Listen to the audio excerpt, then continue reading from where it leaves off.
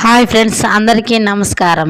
అన్నదాత సుఖీభావకు సంబంధించి ఒక ముఖ్యమైన అప్డేట్ అయితే రైతులకు 3 విడతలలో 20,000 రూపాయలు అందించబోతున్నట్లు సమాచారం అయితే అందించారు గౌరవనీయులు అయిన ముఖ్యమంత్రి నారా చంద్రబాబు నాయుడు గారు. సో దీనికి సంబంధించి ఈరోజు పత్రికా ముఖంగా కూడా వచ్చినటువంటి ఆర్టికల్ నేను మీకు షేర్ చేయడం అయితే జరుగుతుంది. ఇలాగే రైతులకు సంబంధించి ముఖ్యమైన గుర్తింపు కార్డు కూడా ఇవ్వబోతున్నారండి. యూనిక్ కేడ్ లాగా అయితే ఒక నెంబర్ అయితే ఇవ్వబోతున్నారు. ఈ నెంబరు ఉంటే మనకు ఫ్యూచర్లో ఏ పథకాలైనా రావడం జరుగుతుంది. సో దీనికి సంబంధించి వివరాలు మనం వీడియోలోకి వెళ్ళి క్లారిటీగా అయితే తెలియజేయడం అయితే జరుగుతుంది. సో వీడియోను చూస్తున్న ప్రతి ఒక్కరూ కూడా తప్పకుండా లైక్ చేసినట్లయితే ఈ సమాచారం మరి కొంతమందికి అయితే రీచ్ అవుతుందండి.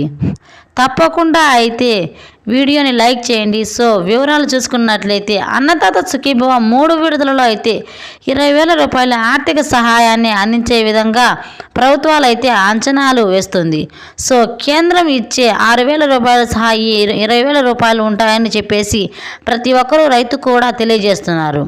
అన్నదాత సుఖీభవ పథకం కింద కేంద్ర ప్రభుత్వం పిఎం కిసాన్ ఇచ్చే 6,000 రూపాయలతో కలిపి ఏడాదికి 20,000 రూపాయలు 3 విడతలలో అంటే పెట్టుబడి సాయాన్ని అందిస్తామని అయితే ముఖ్యమంత్రి నారా చంద్రబాబు నాయుడు గారు దీనికి సంబంధించి ప్రతిపాదనలు కూడా కేంద్రం 6,000 రూపాయలు కలిపి ఈ 20,000 రూపాయలు ఉంటాయని చెప్పేసి ప్రతి రైతుకు కూడా తెలియజేస్తున్నారు.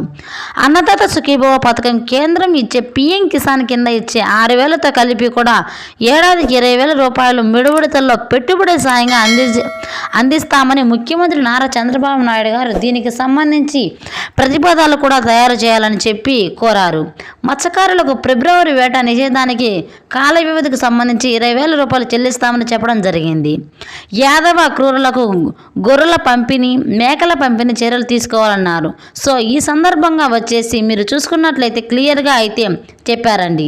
20,000 రూపాయలు మనకు ఏటా గతంలో ఈ 2 ఇన్స్టాల్మెంట్లో ఇస్తామని చెప్పిన చంద్రబాబు నాయుడు గారు ఇవన్నీ కూడా 3 విడతల సాయాన్ని అందిస్తామని అని చెప్తున్నారు. అన్నదాత సుఖీభవ పథకానికి సంబంధించి ముఖ్యమైన పథకం ఇదేనండి. రైతులందరికీ ఒక గుర్తింపు కార్డు అనేది ఇవ్వబోతున్నారు.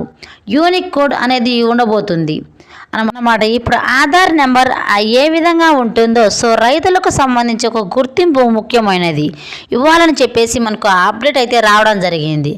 అయితే సో దీనికి సంబంధించి రిజిస్టర్ అంటారు అండి. నిన్నటి రోజున జరిగినటువంటి వివిధ జిల్లాలలో రైతు సేవా కేంద్రాలలో రిజిస్ట్రేషన్ అనేది చేయించుకున్నారన్నమాట.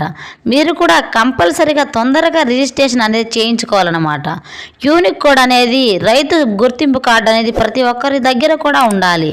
ఈ కార్డు ఉంటేనే ప్రతి ఒక్క పథకానికి మీరు అర్హులవుతారని చెప్పి మన రాష్ట్ర ముఖ్యమంత్రి నారా చంద్రబాబు నాయుడు గారు తెలపడం అయితే జరిగింది.